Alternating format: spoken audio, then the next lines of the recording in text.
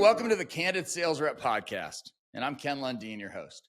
And I can't tell you how excited I am to have our guest today.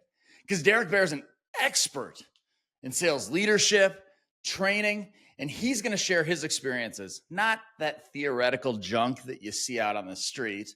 He's not going to pick up a book and show you a picture, but he's going to talk to you about what he does when he's working tactically and in the moment with reps, sales managers, and CEOs. And his insights and his compass to the future are something that I cannot wait to get into. So Derek, welcome along, man. How are you? I'm doing well. Thank you for having me on the show. I think that was a little bit of an exaggeration of an intro, so I'm going to do my best to fill those shoes. And I'm glad to be here. So thank you very much. Well, just like any good seller, I'm just trying to make sure that I give you a bar to aspire to. Thank you. I need that. I need that to jump in. Yeah, I can tell. No. As they're going to see, you don't need that at all because all of it is absolutely true. So one of the things I want to know, because I don't know, today, I guess there's a lot of colleges out there. Well, a few colleges out there that you can get a degree in sales. There weren't that many when we kind of started out. Not that you're my age. How'd you get into this thing? How'd you get into the world of sales to begin with? Yeah, so I would say I don't think like it. How far back do you want to go? Whatever's relevant. Okay, so I would say at a young age, I was watching my dad. I would watch my dad on phone calls, and he was selling airplane parts overseas. And I didn't know what that meant. I just knew it was business. So I didn't intend on getting into sales. I actually intended on becoming a professional baseball player. And as that dream started to go away, I just knew I'd be good at, and you can't see me out there, but I'm using my fingers, air quotes. I knew I'd be good in business in some way. And I didn't know why, but I just felt it. So I didn't originally jump into sales, but I was at a job where I was being graded on my performance. And it was an event coordinator position for Microsoft. And when I saw that I was hitting 96 or 97% every quarter of my quota for event setup, I remember thinking to myself, well, why aren't I getting paid for my performance? And that was the immediate shift of in having a competitive background in sports and liking recognition for doing well and really liking competing and pushing myself. I was just sitting there like, why? I don't understand. If I'm going to work this hard, why wouldn't I be rewarded for how good I do? And I jumped into I'll say the name because it was a really, really good experience. I jumped into a company called Datasphere Technologies, and that was after not getting my first dream job at the time, which was at Zillow. And Zillow had a sales position or had sales positions available that paid really well, or at least when I was 23 years old, money that I couldn't imagine making. And I didn't get the job, but wasn't discouraged. And I went to what I would consider a more difficult sale. I don't think they're in business anymore, so I don't think anyone can come after me for this, but it was a decent product, but it really took a good salesperson to be successful with it. And we were doing 80 to 100 cold calls per day. So for those of you that are using a phone dialer now, that may not sound like a lot, but actually prospecting, actually looking through a lead list, that is a significant amount of calls. And 80 to 100 voicemails, that's not good. So the metrics were 300 points is how it was looked at. And so 80 to 100 calls, and then somewhere within 200 to 200 minutes, or 200 to 220 minutes of talk time. So the better conversation you have, the more your minutes, you have to make less calls. And working through that, and I hear a lot, I'm going to kind of jump around a little bit here. I work with a lot of companies where they don't even know where to begin prospecting. And for me, this is before having tools like Zoom Info or Apollo.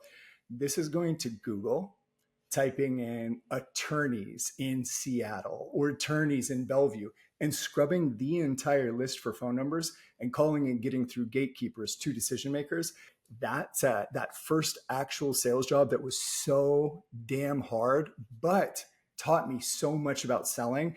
And the irony is, as tough of a sales job as it was, our individual sales managers, the amount of coaching they put in, like I remember them having headsets in, listening into calls, looking at me and saying, shut up after I said something so that I could completely stop. that training developed me and created a foundation that helped me be successful at multiple roles after that. So as I'm going to continue to do, there's a long-winded answer to your short question, but that's how I officially got into selling. It's awesome because in case y'all can't tell when you're watching this, Derek and I are not the same age. So we're close. I remember close enough. We had I'd take the phone off the desk, stick it in my lap. And I think there was actually like an indentation on the corner of my desk where I'd put my feet up because I would sit that way for like 6 hours making cold calls. And I've got you beat on the Google thing. We actually had to use paper reverse directories and we were calling individuals at home.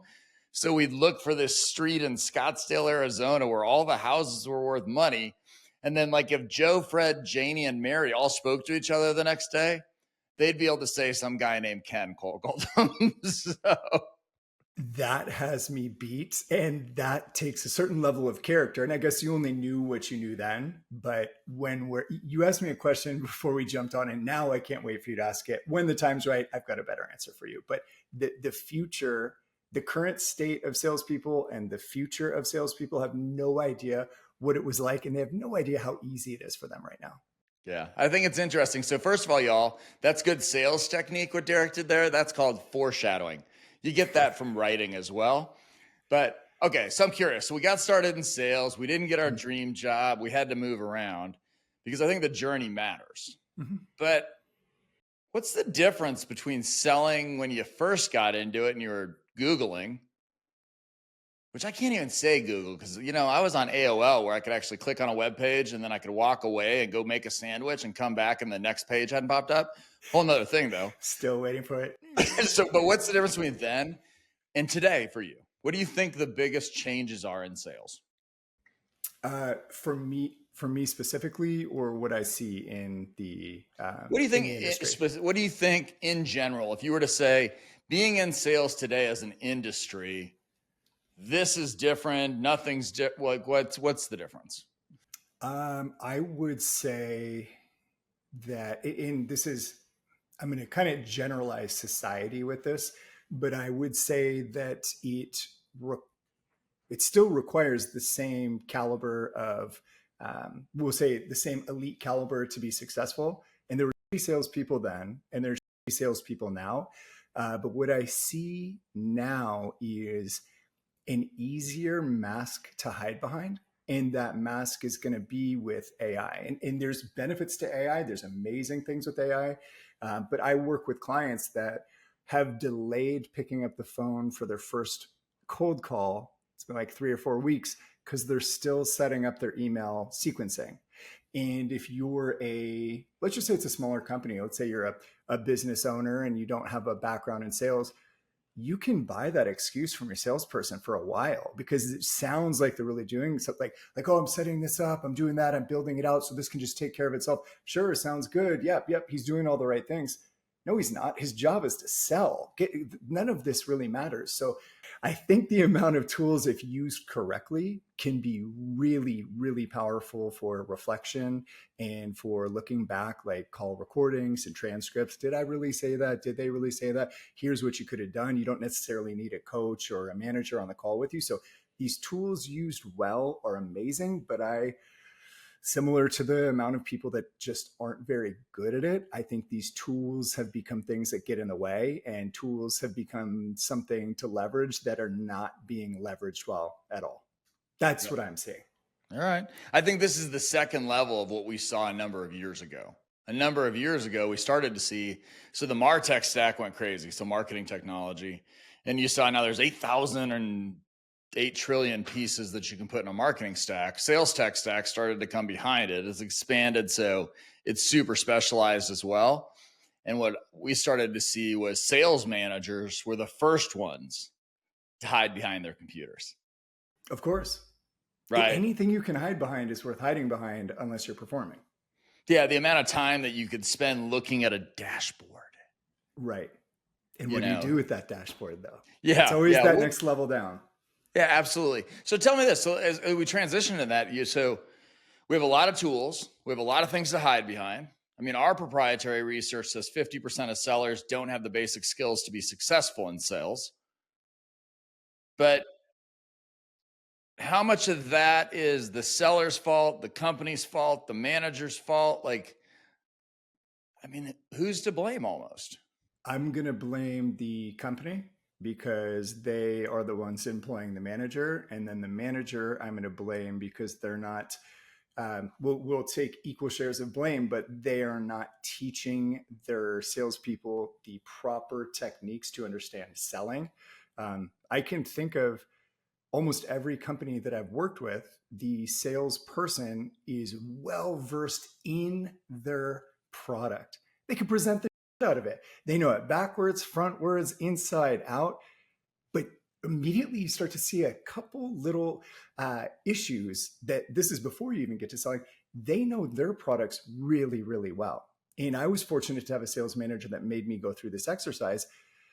It takes them quite a few years to even understand what their competitors' products do well and what their competitors' products don't do well. That's the first level of differentiation. And that's the first level of understanding how to sell against the shortcomings, if those shortcomings even impact the company. And I would say that it's a top-down thing for the most part. If you're hiring what you would perceive as a senior salesperson, you're bringing in an account manager with years of experience and they don't know what to do or they're doing things incorrectly, then that's on you for just interviewing incorrectly or not knowing what you should be bringing in. But anyone that's developing a BDR, SDR, anyone that's young, not to use ageism here, but anyone that needs to be taught, the first thing that we need to understand is we should be in a question first mentality. And it's like, I'm sure you've seen this. I was talking to someone about this recently, but Jordan Belfort, I think it was on Instagram that I saw it. He's talking about, he's going back to the sell me this pen. And he quickly says, this is an old school question where anybody that has their chops in sales will start asking you questions. How long have you been in a market for a pen? You could even set it up. We'll write down, can you write my name on this paper? I don't have a pen. Oh, let's talk about that. Like that is an old school trick where if you understand it, you go that way. But the younger, newer salesperson is going to go to, well, can you see how nice this pen is? Do you see how nice it writes? Do you see how well it writes? And that's going to be the features and benefits. Without training on understanding why you would even be there, it's natural to defer to that. And when you hear that from someone, that means that they just don't know what they don't know. And the older they are trying to do that, I don't know how they've made it this long, but they've gone company to company where that seemed to be the norm. So tell me this, why the question, right? First of all, we could do a whole nother episode on all the things I dislike about the Jordan Belfort style. He's made trillions twice, I guess. So good for him.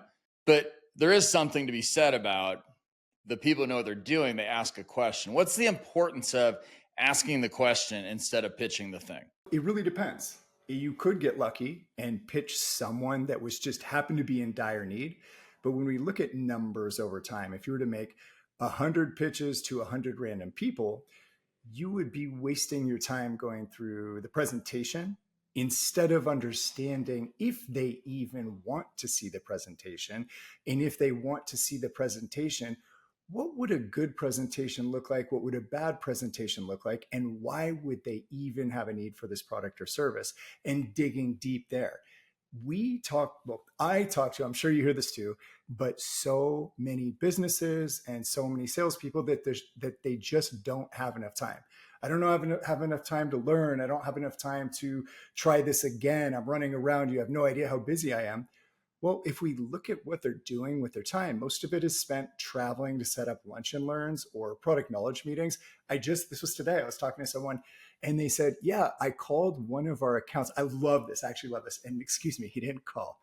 I messaged one of our accounts on LinkedIn, which I'm just like, wait, what? Like, why don't you just pick up the phone?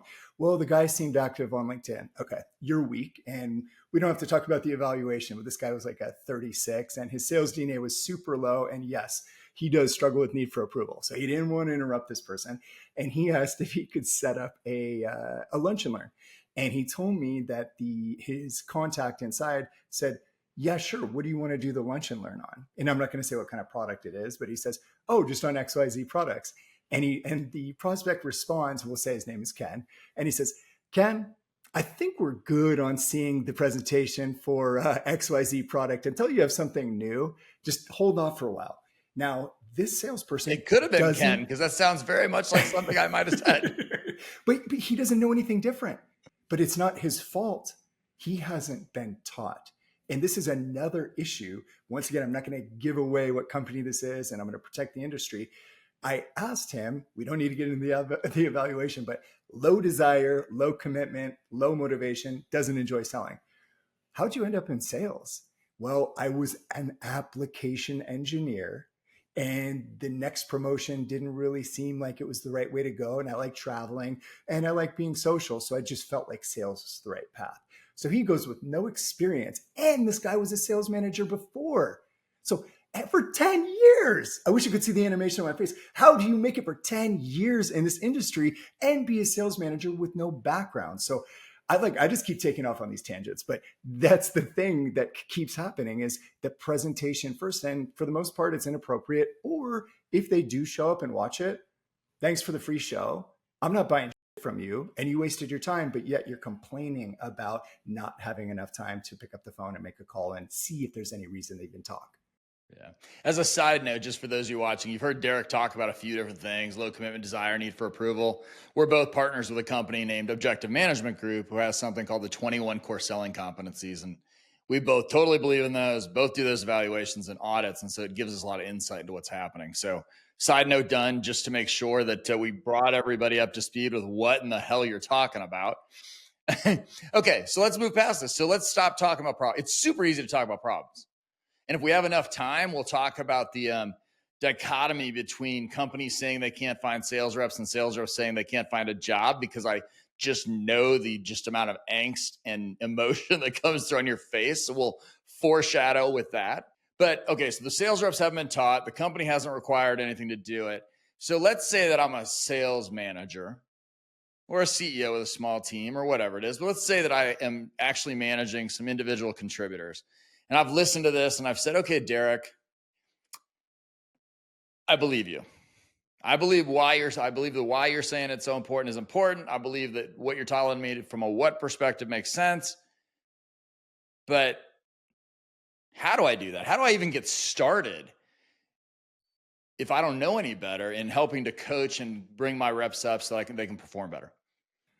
I would say the first spot would be to either pick up a book, and there's lists out there. I would Google the 10 best consultative selling books. There are or that one right there too. That one. There you go. Yeah. They can grab your book as well. But there's books out there. There's YouTube videos. There are people on Instagram and LinkedIn that if you follow someone that is I don't love the term sales guru, but the ones that are really good, they do put out good content. And it can be difficult to connect the dots, I think, when you're getting different pieces of very relevant information. Like there's sales gurus out there that are putting out gold constantly. And if you don't have a process in place, that could be confusing, but you're already better than what you would be if you just came into the company and you went out and did the feature and benefit selling. So as a question as simple as how do I get better at selling on Google, you would be surprised at how many free tools are out there. And this is anything in life. You can figure out anything, investing, whatever it is, DIY projects, how to remodel your bathroom. Everything is on YouTube. So I would start with just Google and see what's available and get to where you find something you like and keep pursuing it. And occasionally you're going to get to the spot where you have to pay for the book or pay for the services. But if you want to improve your career, I don't know, maybe something like $100 to $500 to get started isn't that much for a online course or something like that, just to get your feet wet and potentially make hundreds of thousands of dollars more. But that's just my 2 cents. So outside of following you, do you want to name drop anybody that they should follow that you think puts out really great content? I think you put out really great content. I think that for someone that I've never met, there's 2 people, I think you know one of them, but I really liked the book by, I don't even know what his last name is, but the sales guy, Keegan, Gap Selling. Keenan. And there is no last name now. He's just like Madonna and everybody else. Yeah, I think Gap Selling was a great book. Yep. There's a guy named Josh Braun, and he puts out a lot of content on LinkedIn. I originally found him on TikTok, believe it or not. And I think Dave Curlin, I've learned the most from Dave Curlin, but granted, I now work from him or work for him. But before I worked for him, I made a significant amount of money creating a company out of thin air, just reading his book. So Yeah, Dave puts out some that's fantastic blogs. And if you're somebody who's tired of just the sales drag, I don't need to do a commercial for him because I don't get paid anything from it. But Dave puts out some stuff and you'll try to figure out how in the world does he compare everything to baseball, a movie, or a horror story. I don't know. I don't know. I'm getting there though. One day I'll be able to do that. But he's great. So that's good. That's good. Well, tell me about this. So, okay. How do I get on the same side of the page? Let's go one more step with this whole sales and kind of management component of this thing. So if I'm a sales manager, how do I remove the friction that puts me at odds with a rep, right? Like, oh, you got to go do, and like, how do I get where like that rep and I feel like we're going to battle together in order to help them be successful? I would say that with anything, for the most part, if you can make it, and this, we can take this back to selling, but if you can make it their idea, they're usually a lot more motivated to go that way. So instead of saying, you got to do this or you got to try that, I would just ask a question and start from the very, very basics. Like, why are you here? Why sales? There's a lot of jobs out there that are, I'm not going to say other jobs. Some are easy. There's definitely difficult jobs, but it's very rare that you have a job where you are calling out to people that don't want to talk to you, that will slam doors in your face, hang up on you. You're competing with other manufacturers or other service providers that are talking shit about you and your company, and you've got a quota to hit. It's not like they're saying, hey, can you get this paper in by next Friday? You've got a quota to hit. Well, someone's blocking you. Someone's actively trying to get in the way, whether it's a gatekeeper, whether it's the company telling you to pound sand, or whether it's your competitor that already has a relationship or is ahead of you and making headway into developing that customer. So that's what I would say is you got to figure out, why do you even want to be here? And then from there, when you can figure out what their motivation is, whether intrinsic or extrinsic, and intrinsic being, I want to be a sales leader someday, I want to be a sales manager like you, or I want to make a lot of money so that I can retire early or pay for my kids' college. When you have their reason, not do this because I said you need to, but you wanted to do this because this was important to you, that's a really good baseline for moving forward. And I am also not opposed to the, we'll say, dictator way of management if they are not responding. And I'm not saying like once or twice, but typically if you ask someone to make cold calls and you've asked them 2 or 3 times and they're still not doing it, you can try, but they're usually not going to change as long as you've taught them. And if you have someone that is just vehemently disagreeing with what you're saying, I think it's time to apply pressure or let them go. And there's definitely a check-in time to say, look, you've been here for 6 months. You haven't done anything.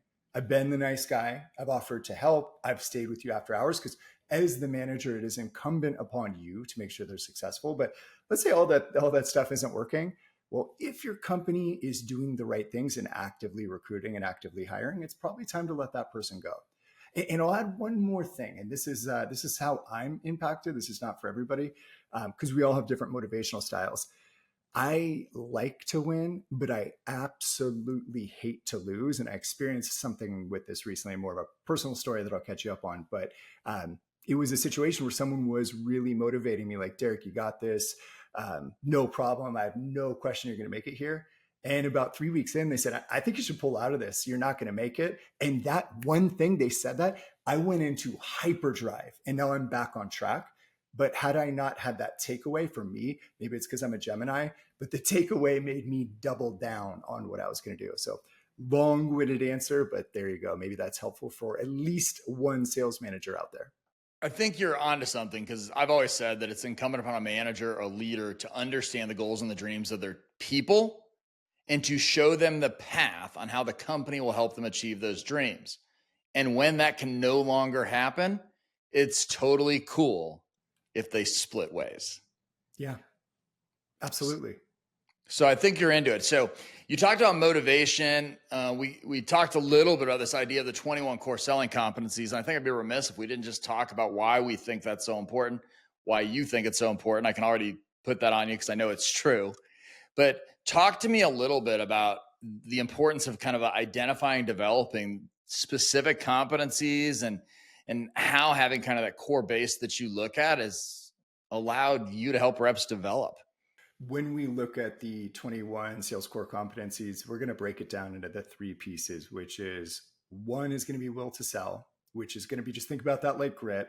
Then we've got sales DNA, which I want you to think about that as your core belief system, just like who you are at your core. That's a little bit harder to change because these things are pretty deeply ingrained in you from a young age. And then there's the tactical competencies, which those are relatively, with some work, those can be taught. But if you don't want to sell and you're not committed to putting in the work, it doesn't matter who you're working with, nothing's going to change. So for a company, that is so important to know right off the bat. Does this person even want to be here? And are they willing to follow our orders and go into the flames to go try to get this job done? If not, I don't care how much they know about selling. That's the person that knows it all, but just never seems to get it done. And then you have the person who doesn't seem to know anything, but they somehow get it done. And that's going to be the belief systems. And a couple of things that all of the beliefs are important, but the ones that you really, really don't want to mess around with when you see this is someone with high need for approval. How are you going to get them to do anything that involves opening doors, creating conversations out of thin air, and asking hard questions that would make someone realize maybe they've got a deal? Because you wouldn't want them to know if they had a deal, if you really need to be liked and you want to be friendly. And this one seems these two seem very, very elementary. But if you see someone can't handle rejection, like I've had some horrible sales calls where people called me names that are hilarious and hilarious now, but had me shaking in my boots at the time. But, if it takes you 5 or 10 minutes to get back on the phone, no big deal.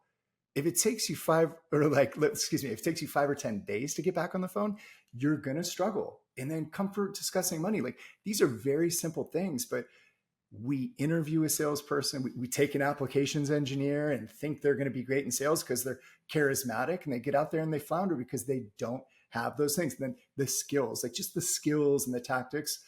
If you have an account manager position, yeah, I mean, you want it to be someone that can build really strong relationships and upsell and cross sell. But if you missed that you have a hunter role open and you missed that they will not prospect and they will not pick up the phone and they will not go in cold, you are wasting your time. And I've seen it play out. I've seen it play out to where they couldn't understand why the sales rep wouldn't pick up the phone. Their score was like a 10 on hunting and reaching decision makers. And I said, hey, what's going on? Why aren't you going to do this? The response from her was, that's not my job. I'm a senior AE. They can go get a BDR to do this, and I will never pick up the phone. It's like the blueprint was laid out. I don't know when we were building this out how you didn't see that, but that's the value. There's pieces that are so important for each individual role because every role is different and every company is different. And if you can set it up so that you know what will help you succeed and what will get in the way, then you're off to a really good start before you even get interviewing. So let's do a little bit of work for sales managers, sellers, CEOs. Not one of them is going to tell you, Derek, I don't want to be successful and I'm not committed to doing this. Let's say for a second that they're reflecting and they're driving in their car or sitting at their home desk watching this instead of making calls or instead of talking to clients. How do I know if I've got a lack of commitment to being successful? What are the things I'm doing?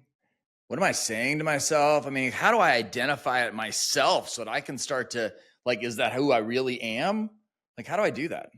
Without using objective management group, it's going to be very difficult, but I would say, and I hate to say go with the gut feeling, performance and performance based on requests that you've made are pretty indicative of whether they're going to change or not, or their commitment levels. And if you have a sales rep, territory manager, whatever it is, and you've asked them to go out and make more field visits and they're not, then that's a conversation. We need to address this. Like, hey, I asked you this, what's getting in the way? And it may take a couple rounds, but when you continue to remove the excuses that they're saying are getting in the way, or if you have the strength and you don't have the need for approval issues, because this affects managers as well, to say, well, I understand that you've got these other things going on, but I need you to first thing in the morning get on the phone, or I need you to prioritize travel. If they're not doing it, then you just have the conversation. I'm asking you to do this. You're not. I want you here. We need you here. But if you're going to be here, these things need to change, and they need to change today. If they don't make the changes at that point, then we just know they're not committed. We know they don't really want to be there, because who in their right mind who actually wants to be successful would not listen to the person that controls their destiny? Like, is that crazy? This is the person that's here to help you grow that you report to. So it's pretty dead giveaway. And just the easiest question is, why are you here? And what makes you wake up every day and say, I want to pick up the phone and get yelled at? Like, help me understand that. And if they can't tell you, there could also be a motivation issue, and don't waste your time. It's interesting. When my boss finds something interesting, I find it fascinating. Right. Yeah. I think that's first. I think second, I was first introduced to the way to speak about this through someone too, Rocky LaGrone. And here's a way that I think you can probably put it into maybe action where you can think about it at home. And that is this. It's the idea of a conceptual versus technical challenge. The conceptual issue is, I knew that I was supposed to make that call. I knew that I was supposed to ask for the next appointment. I had the skills were laid out in front of me, but I don't feel comfortable with it. Because that's that mindset and belief stuff that gets in the way of all of our success. The skill thing is, I didn't know to do it. The technical component, I didn't know to do it. So I think there's, that kind of thing when you start to complement it, when you're talking about whether it's with people or whether you're trying to do some self-analysis, it ends up being pretty interesting if you start to think, are you saying things to yourself to make yourself feel better? Right? Are you justifying why? Right. And I need to do a little explanation. And this is really good that you cover that. I am thinking about this when you're saying for the sales manager or leader out there that is listening to this. Because I am me, I'm talking from my perspective. So I'm making the assumption that at every place that when you ask the salesperson what's getting in the way and how can I help you, I'm making the assumption that, like me, the sales manager is rolling up their sleeves and showing them how to do it step by step. If you aren't doing that, shame on you. Like, how could you guide someone? Before I knew how to walk, I couldn't even crawl. Like, you have to really build up these steps. And if your salesperson is uncomfortable doing anything, role play with them until they're desensitized to those things. If they don't know how to run a discovery call, like, we don't want to be doing the job for them. We want to get them battle ready so they're successful on their own. But you must go out there and teach them. And if you're just expecting them to come in and be a rock star, then you're probably pretty shitty yourself, just point blank. For everyone out there that is listening to this, if you're not doing everything in your power to get these obstacles out of the way, then shame on you. It's your job as a leader. And I don't care whether or not you're in sales or anywhere else. You're there to improve the critical thinking skills of your team. Yeah. So that they can become more self-sufficient. Does it take time up front? Yes.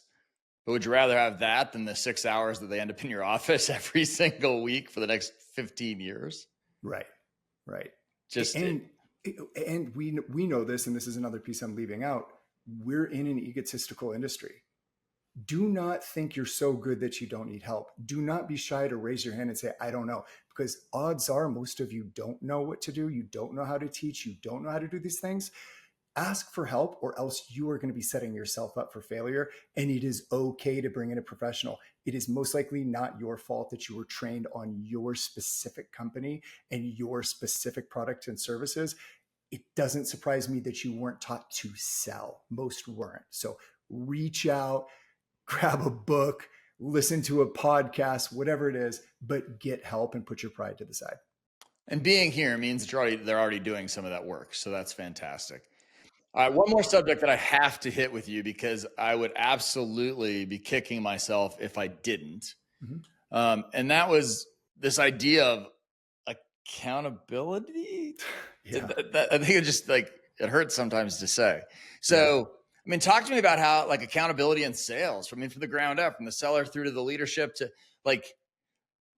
how do we do that better? Because everything you've said essentially says, yeah, we're not holding anybody accountable and we're expecting magical results that all of a sudden somehow will hit a number. And when we do hit the number, we have no idea how we did it. And when we miss the number, we have no idea how we did that. So tell me, how can we do a better job with these accountability systems that help the individual as well as the team and the company grow?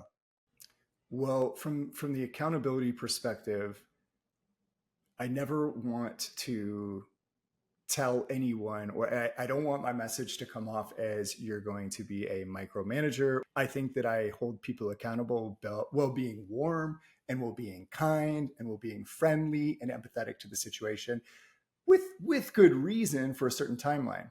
But what it requires you to do is it requires you to not be full of yourself. So if you need them to do something like have more conversations each day, you need to be tougher and firmer and check in to make sure those things have happened. And then I'm going to go back to the piece of, if there's something getting in their way, you must remove it. But you cannot tell a team, and I've seen this, you've seen this time and time again. All right, everybody needs to make more cold calls. Everybody needs to make more office visits. And then the agenda changes right away. And then 2 months later, what's going on with the cold calls? No one's doing it. Salespeople get distracted and sales managers get distracted even quicker. It must be something that is looked at daily. I don't want you to feel like a micromanager. If you are providing value, people love your coaching. If you are just holding them accountable to metrics with no sort of encouragement, no sort of skills teaching, then yes, it becomes difficult. And part of accountability, and this surprises most sales managers, most whoever, is ask the sales rep what they need. And you might be surprised. I need you to check in on me at 8 a.m. every day to make sure that I've made those 5 or 10 calls. I need you to do this. I need you to help me here. This is my learning style. The way you're doing it is wrong for me personally, and I will listen better if it comes across this way. So make sure that you are speaking their language, but do not be opposed to being tougher and firmer than you've ever been. And remember, it's easy, and this is just like an industry, this makes me puke. It is so sickening. If your salespeople are struggling and you're quick to say, yeah, they're just not getting it, they suck, you need to look in the mirror. It is your job. And if you're missing quota, for the sales leaders, for the CEOs that are listening to this, if your sales manager seems to just always get the salespeople, maybe it's a sales manager, and you should probably get that figured out pretty quickly. Yeah, it reminds me of that old phrase, if everybody around you's an then maybe. Exactly. So, yeah. Maybe, just maybe. Not me, though. Not me. No. It's super interesting. But it comes back to the one solid concept. In order to actually get accountability from your people, you have to build a bridge of trust. And today is on the one side that you're standing on with them. And the question is, if they can't see the other side and they don't know the steps they need to take, do they trust you enough to still walk on that bridge? And you got to, it goes back to something you said earlier that we didn't have a chance to get into, and it's a whole nother episode, but was the idea of what motivates people, right? You said, I'm more motivated by the fear of loss than I am about winning. And everybody thinks that everybody's more motivated by winning. Everybody still wants to say that all sales reps are coin operated. And those things just aren't true today. So Derek, on the way out, I'm going to give you the kind of the pulpit for a second here and just say, anything else out here? Like, we are sitting here in an interesting time between political cycles and interest rates and technology and the advent of these things. Is there any parting advice that you might have for people listening today? Whenever you have an option of taking the easy route or the challenging route, always take the challenging route. If you don't think you can do something, you can always do more than you think you can. So go that direction. Figure out why you want to do what you want to do and really have a good understanding for that. And there's always one more thing you can do. There's always one more question. There's always some escape route. So don't give up so easily. That would be my parting words. Solid, because what was really interesting about that is I think you did something that you know is near and dear to my heart, and that is you're not just a seller, you're a human. And that advice applies to kind of every aspect of life. So if people said, you know what, Derek, this guy knows everything, and this guy's the man I want to talk to, or you just somebody that, you know what, I need to follow some people who know what they're talking about on social media. Like, what's the best way to get in contact with you so people can follow up? Yeah, I would say I haven't been as good lately on this, but you can find me on LinkedIn. I'm fairly active, and it's Derek, Derek, Baer, Baer. That's just going to be the best way to get a hold of me. And if you ever want to reach out, the firm that I consult for is Curlin and Associates. You can request contact from any consultant, but just select Derek Baer, and I will get to you as soon as I can. Awesome. So as promised, you delivered, even though you were trying to like downplay the whole thing, like that I'd oversold it. So I appreciate that, because as always, I know that you're going to bring heart, empathy, and trust. And for those of you who are watching, go back and check this thing out. I mean, we talked about leadership. We talked about the 21 core selling competencies, which is something you may have never even heard about. Talked about how to develop you as a sales coach. I mean, this was just a fantastic and deep conversation. So I appreciate you joining us for the Candid Sales Rep Podcast. Derek Baer, thank you. All contact information will be in the show notes, and we'll see you soon.